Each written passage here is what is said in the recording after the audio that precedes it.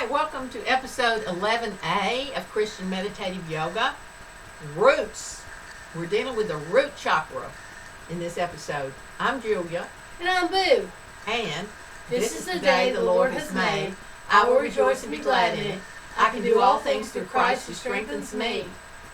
I did some research on the root chakra because it was really fascinating. It's considered to be the most important chakra in yoga, if you will.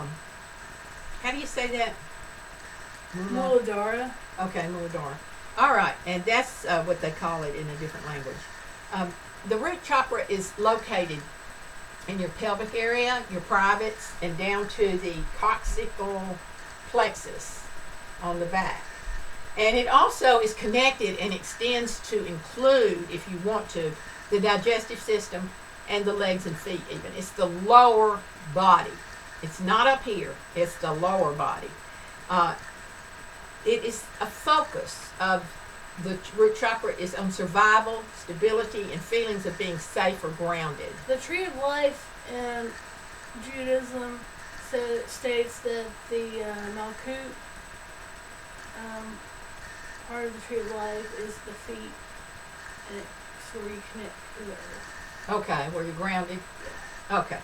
Now, the root chakra, and this is something to understand with the Western mind, the chakras. The root chakra refers not to the physical body here, okay, but it's located there. It's not a part of anatomy.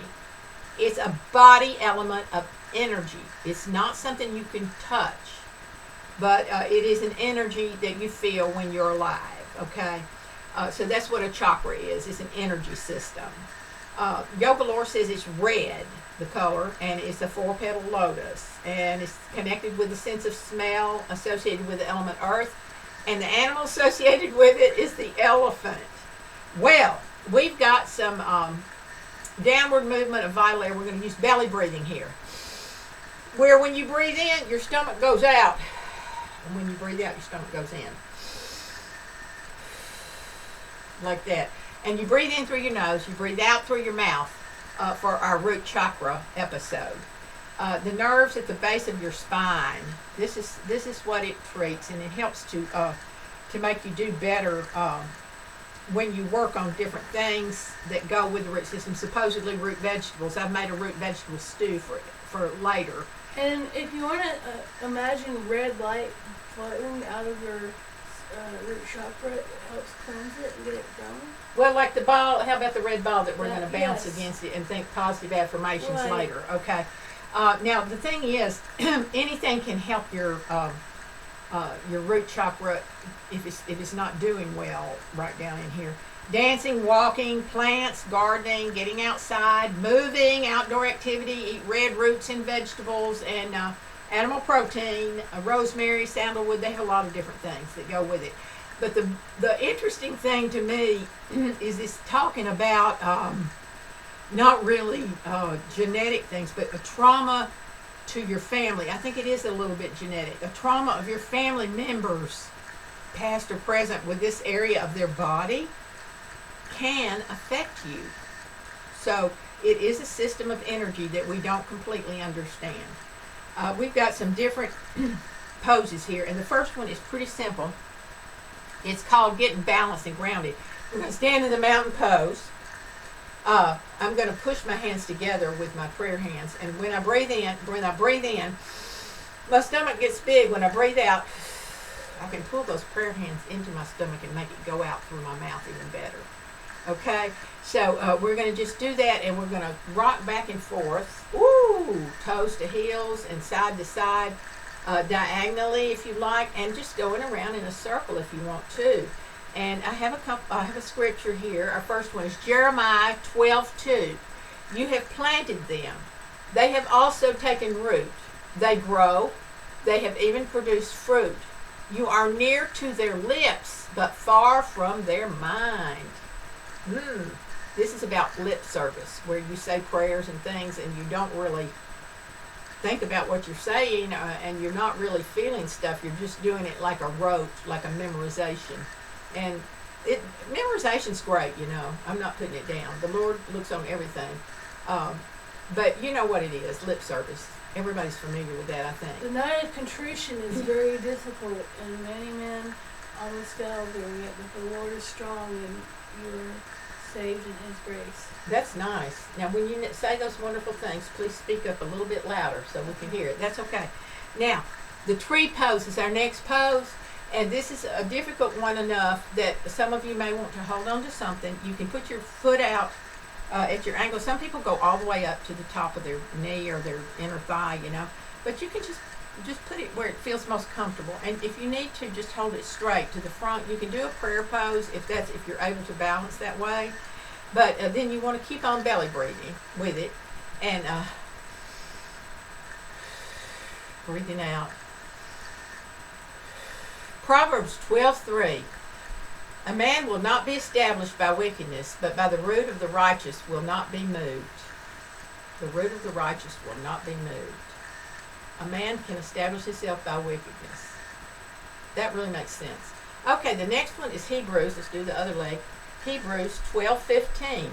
See to it that no one comes short of the grace of God, that no root of bitterness springing up causes trouble, and by it many are defiled.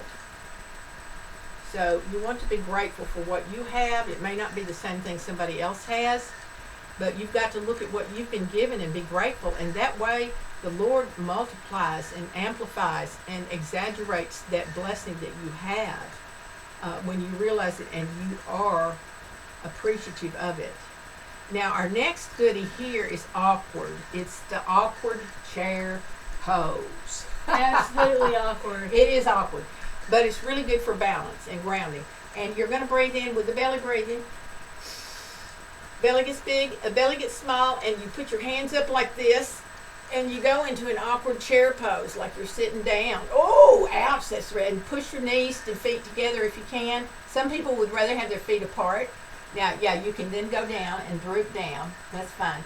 But then you want to go back up and do the awkward chair pose. The awkward chair pose is very awkward, really, okay? And big, deep breath, and then down into the chair pose. 1 Timothy 6:10.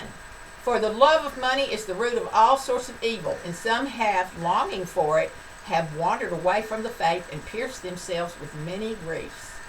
That's the most familiar of our quotes today of Scripture, is the love of money is the root of all evil. And then the next one is Matthew 3:10. The axe is already laid at the root of the tree, so every tree that does not bear good fruit is cut down and thrown into the fire. Yikes. All right. The last scripture connected with the awkward chair pose is Job 19:10.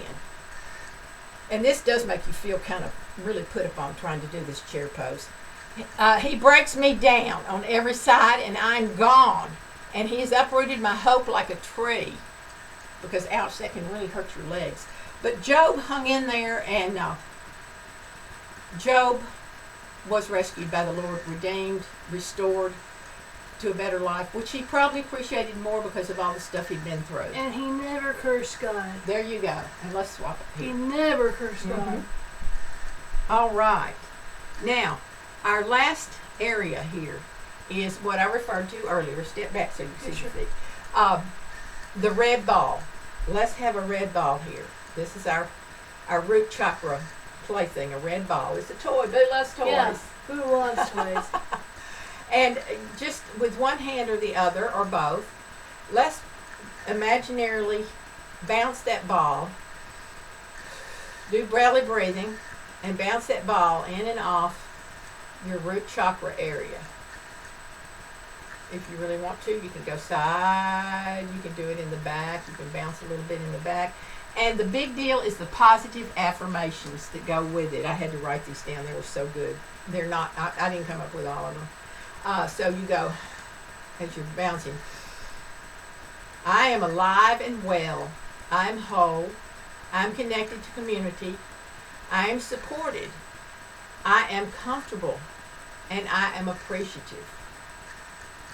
I am a necessary part of life. I am making a difference, and you can also rotate the ball, roll it around. I am making a difference. I'm good. I'm welcome. I like that I am good. That's the way people answer now when you say, how are you? Oh, I'm good. This is wonderful. And our last scripture is Revelation 22:16, which is the words of Jesus. I, Jesus, have sent my angel to testify to you these things for the churches. I am the root and the bright morning star. And, there are some people in your life that seem to be the bright morning star, the lily of the valley, their bright light in your life, the rose of Sharon, all the good things that they refer to the Lord with. But the thing is, people are not the Lord, they're just people. But there are certain people that just are brighter in your life. Proverbs 12:12 is a great one, isn't it? Yeah. The wicked man desires the booty. Here's the word booty came from this. The booty of the evil men. But the root of the righteous yields fruit. And I'm going to add there an exhortation from God. Love is patient. Love is kind. It does not boast. It does not envy. I know that scripture. That's a really good scripture. And I believe it's from Corinthians. It is not proud. Corinthians 13. There you go. There you go. Okay, and so I wanted to show you our root stew. I made this last night, and it is incredibly good. I had to stop Boo from eating it when we practiced our episode here. It's very, very red. The beets really give it the red, and the tomato paste that I added to it. Whoops, it's messy too. The root stew. I made a list of things I put in it. These are like root foods: beets, rutabagas, carrots, potatoes, onions, parsnips, turnips.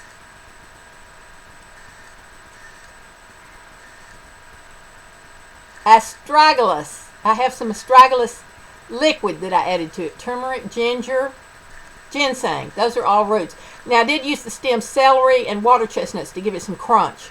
Now, the water chestnut is not actually a stem. It's where the stem connects to the root. I did use tomato paste to give it an even brighter red color. And the astragalus that I use is in a little dropper thing. It says astragalus root. It's really good for immunity. It goes really well with zinc and golden seal and echinacea, those type of things. Now we're going to taste this because it is just too good. The beets particularly are like so good. Here you go. Here you go.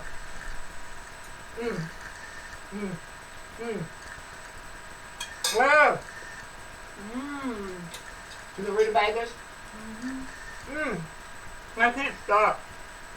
One more I bite, love the please. crunch of the celery. One more bite. Oh my God, it's so good. I added a little bit of curry powder. Just kicks it up a total notch. It adds this extra dimension. It's incredible. Caramelize the onions first in olive oil before I put the other stuff in. And I used some of the liquid that I boiled the veggies in with the tomato paste. Stirred up. Anyway, very, very good. Now, we want to thank you for joining us. And always remember, this is the day the Lord has made. I will rejoice and be glad in it. I can do all things through Christ who strengthens me. Thanks for joining us. And remember those positive affirmations. You are good. You're good enough, you're smart enough, and doggone it, I like you. From Stuart Smiley. Yeah. What is it, Saturday Night Live? Yes. Yeah, I really love that. Thank you.